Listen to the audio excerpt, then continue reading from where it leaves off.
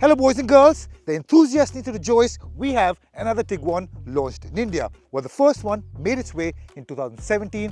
It was assembled in India, followed by the Tiguan Allspace in 2020 as a CBU unit, and finally in 2021 we had the third generation Tiguan launched in India, also assembled and quite a bit affordable. But this all new one, it only comes as an R-Line version. It's not built in India, comes in as a CBU unit and it's priced at 49 lakh rupees. But does the sportiness and the premium quotient justify that price tag? And that's exactly what we're going to find out.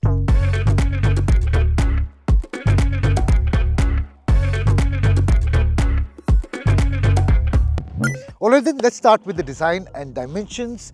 This one is larger than the outgoing model and visually so. It's more hunkered down, it looks wider, it looks a lot more contemporary.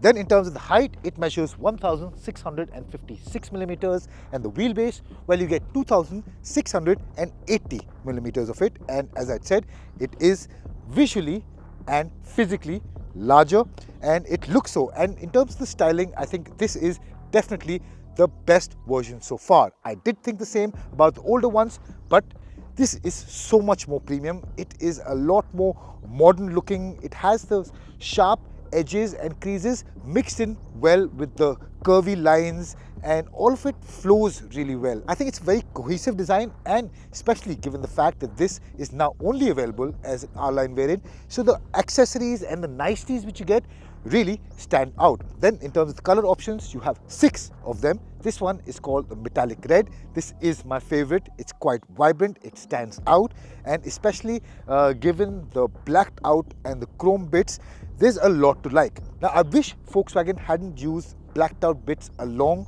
with the chrome accents. It's a lot to take in. If they'd only blacked out certain parts of the car, that would have really helped it stand out and given it more sporty appeal. At the front, you have this one-piece LED strip. You have the LED matrix headlamps. Then you have the R-Line badging, which of course lets you know what this is. And R-Line specific is this blacked out honeycomb grille with the chrome accents right below it. Then stepping towards the side, you have these diamond cut 19-inch Coventry alloy wheels. They really stand out. Then of course you have the R-Line badging, which continues chrome accents. Let's step to the back. So if you follow the strong shoulder lines and the defining character lines all the way to the back, you'll find that the rear profile is the classic Volkswagen design. The front was a little more modern, a little more contemporary with the new age styling which they're bringing out in Europe. This is what all Indians will remember, especially this wraparound style LED tail lights, and you now have, like the front, a one-piece LED strip going all the way across. And of course you have the badging, the Tiguan, and the most important one, the 4Motion one. One thing which is interesting is the fact that there is R-Line badging at the side and at the front, but nothing over here to suggest that this is in fact a special edition variant of the Tiguan altogether. Of course, you have the blacked out bits with the chrome accents, especially at the lower bumper. You have this honeycomb pattern accents going all across. Then you have the chrome accent lines, of course, also going across, but that's pretty much it. So overall, it has improved. I think the design is a lot more sharper. It's definitely mixes the classic Volkswagen styling, but it has become a lot more contemporary, it's sharper, and it's more in your face, bolder, if I might say. So with that, I think let's get inside. There's a lot to talk about there too, and a lot to like.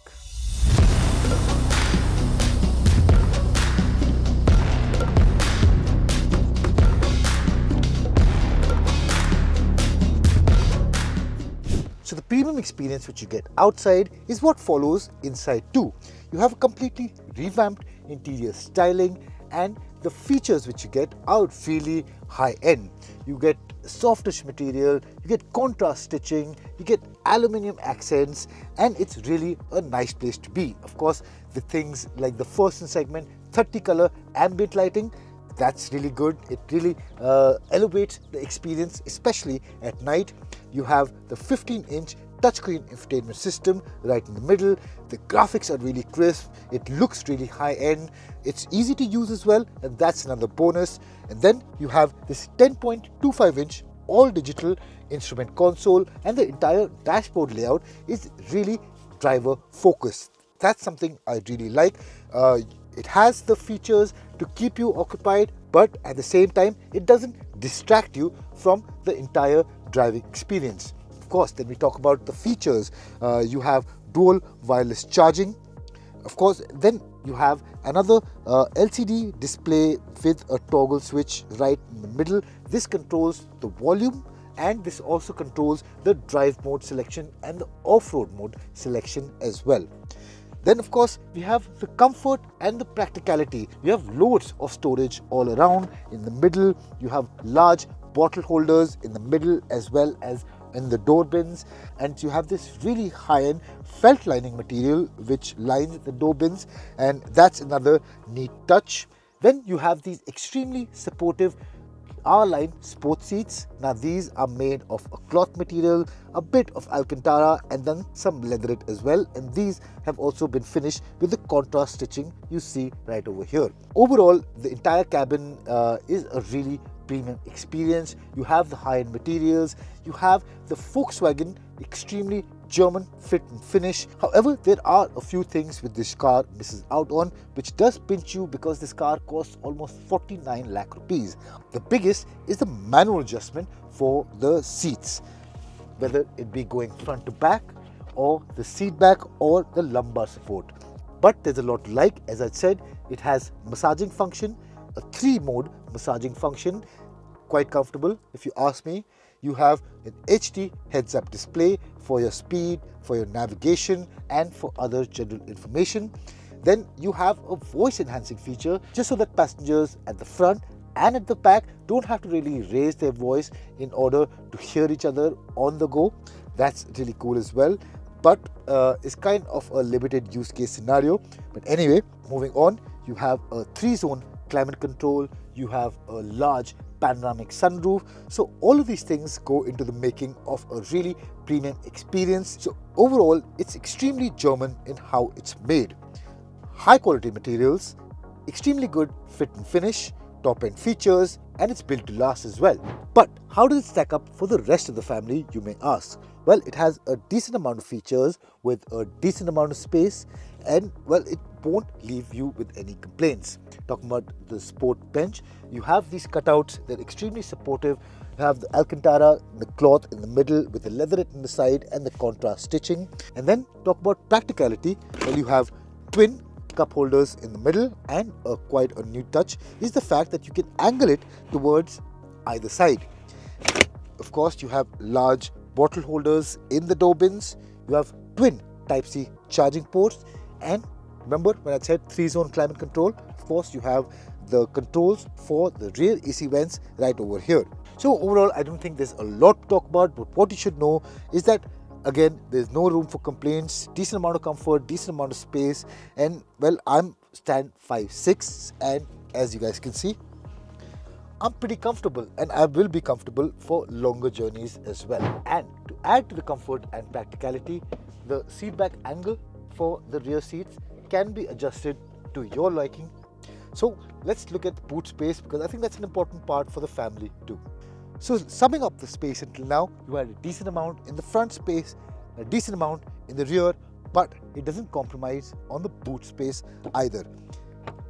You have space for a family of 5 and the luggage space to match. A total of 652 liters with the second row of seats up. But let's just remove the parcel tray and let's see how much space is freed up with the second row down, and how easy it is to remove the parcel tray, which is not turning out to be the easiest. It is getting stuck a little bit. All right, got it out. So you have 1650 liters of boot space, and the convenient bit is that you have a handle right at the boot itself to drop the second row of seat down, making it convenient to fold the back seat from here. And I think that's a good amount of space, whether you're going for a weekend getaway or you want more space for larger luggage.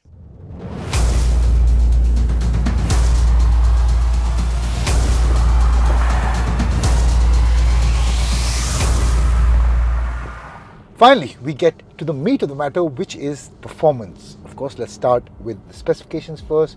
This is the updated version of the 2-liter TSI Evo motor, which we had in the outgoing Tiguan as well. It makes 201 bhp, 320 Newton meters of peak torque, and what they've done is stick to the tried and tested 7-speed DSG, and I think this is a great combination. It's fun, it's also efficient, and overall it is comfortable on a day-to-day basis. Particularly how this one performs, I'm quite satisfied. It has good initial response, it's quite eager to deliver its power, and what Volkswagen has also been able to do is minimize the turbo lag, and how that helps is in city driving as well as overtaking on the highway. Now with that, of course, you have good grunt, but you also have a healthy mid-range power delivery. So the way this engine delivers its power is pretty linear. You'll always have power available for a variety of different uses, and there were not a lot of times where I was left wanting more. And with that, when you do get going, well, the engine gets a little noisy in the top end, but overall, when you floor it, I think it sounds really good. It has that nice throaty sound to it, and when you do get on it, it sounds really good, and you have a quick shifting 7-speed DCT which supports this eager behavior. Talking about performance, you have 3 drive modes, which are Comfort, Eco and Sport. The throttle response is the most liveliest when you switch to Sport, but when you turn the dial to Comfort, it's much more relaxed, it's easy going, and really gets into a rhythm when you want to do long highway stints.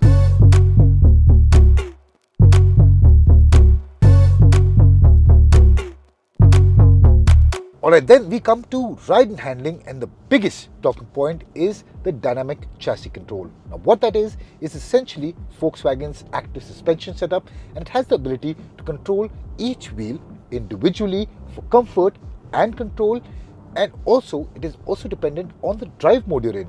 Supposing you're in sport mode, it stiffens up the suspension so that you can get a little more eager when it comes to driving feel and dynamics. And when you switch to comfort or eco, it softens things up, makes the suspension a little more compliant, and that's what you really want for everyday use and for highway use as well. And why I say this is, in my personal experience, I chose to stick into comfort mode most of the time because the ride quality was so good and it didn't really compromise on the dynamics. But when I had it in sport mode, I felt it was a little too stiff and the passengers inside were getting tossed around a little too much. Add to the fact that you do get 19-inch wheels, and that does result in a stiffer ride quality, and to offset that a little bit, I chose to stick it into comfort. Overall, the suspension performance was quite adequate. It has the ability to absorb bumps and imperfections even at higher speeds. The overall balance of the vehicle was quite satisfactory, near perfect, I might add, so that helps not only in terms of dynamics, but make sure that the rear passengers also don't get thrown around all that much. That not only adjusts active suspension damping, but also the torque control on each vehicle for a good handling balance. And overall, the suspension performance was quite adequate. Along with that, it's not only comfortable, but it definitely has the Volkswagen performance and the dynamics to match. It feels agile, it feels responsive, it feels light. The steering gives you the exact feedback which you want. So this being a family 5-seater SUV, it can do the comfort, but at the end of the day, it is a Volkswagen and an R-Line version, so it has the dynamics to suit as well.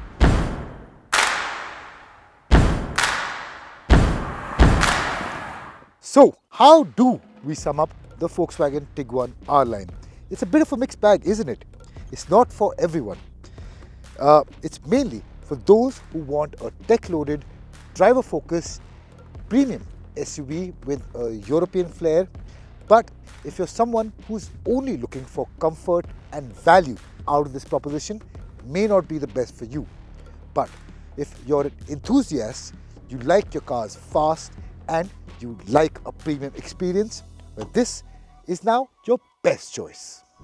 Dude, this might be bigger than a house in Bombay. Hi guys, sorry. If you're still here, please do hit the like button, subscribe to our channel if you haven't, and share this with your friends, those you think might be interested in the Tiguan R-Line. Thank you guys for watching. I'll see you guys real soon.